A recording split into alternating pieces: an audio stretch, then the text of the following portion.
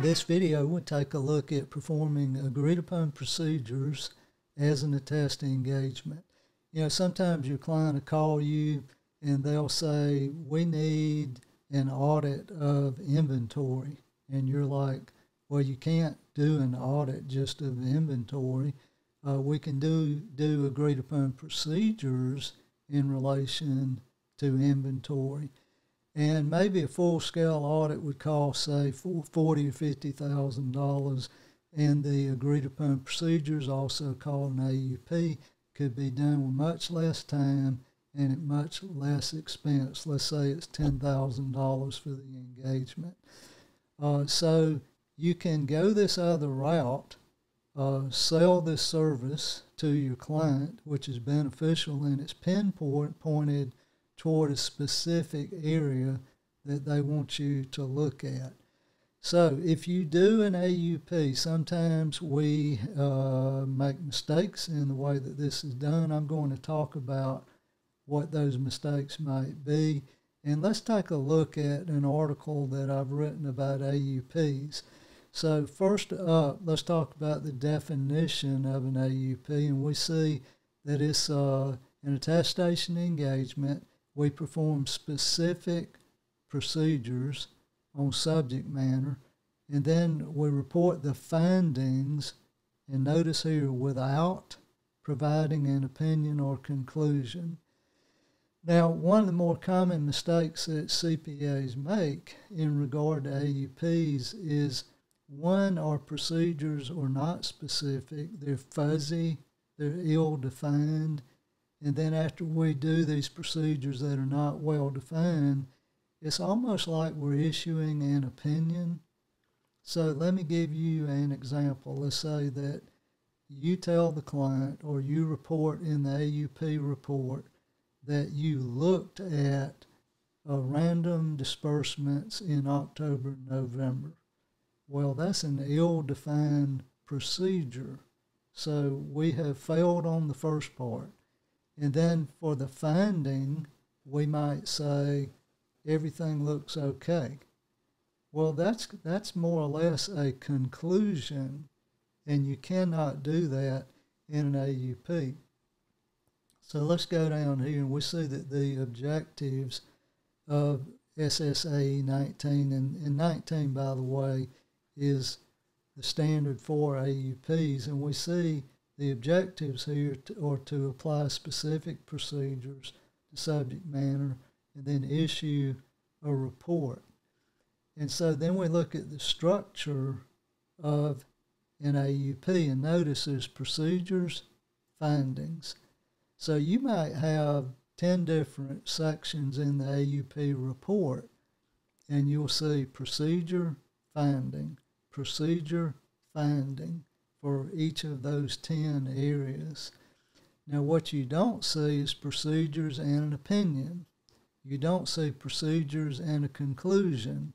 You see, for example, we looked at all checks above $10,000 for the month of October and agreed those amounts in the general ledger widgets expense account to invoices. So if you looked at all of those transactions, that would be your procedures, very defined. It's not loosely defined. And so we have said what the parameters are. We perform the procedures. And then the finding, if all of those amounts agree to the invoices, our findings would be there were no exceptions. Now, if one of those didn't agree, you'd say, check number 3245 was for $35,000. The transaction in the expense account was $38,000. So there's a $3,000 difference. That's an example of a finding. But notice we're not saying, okay, we looked at these expenses and everything looks good. That's what we cannot do. Now you see here an example of a good AUP procedure and findings. So here's a procedure. We obtained the January 22 check register and the January operating bank account statement. We compared check numbers And so we looked at all these checks, to cleared checks from the bank statement. Our finding was that there were no exceptions noted. So we have clearly defined what we're doing here, and then there were no exceptions. So that's perfect. That works. Now, this language is in the body of the AUP report. And so each procedure is defined, each finding is provided in the agreed upon procedures report. Now here's a poor AUP procedure, just an example. We scanned the company's 2022 bank statements and talked with the CFO. The books seem to be in order with the exception of July errors. Well, that's a terrible definition for a procedure.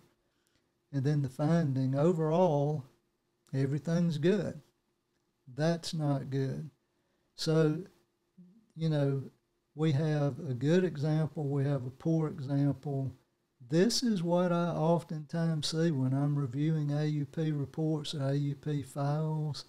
I commonly see this, so you don't want to make this mistake. So, when, I'm going to go ahead and wrap up here, but when you get done performing the AUP, you're going to put these procedures and findings in the AUP report. Your engagement letter for this agreed upon procedures should also have very similar, if not identical, language for the procedures. Now, you're not going to have the findings in the engagement letter, but the procedures should be defined with the same wording that you actually see in the AUP report. A lot of times people will perform the AUP engagement without an engagement letter. I'm not telling you to do that, by the way, but here's my point.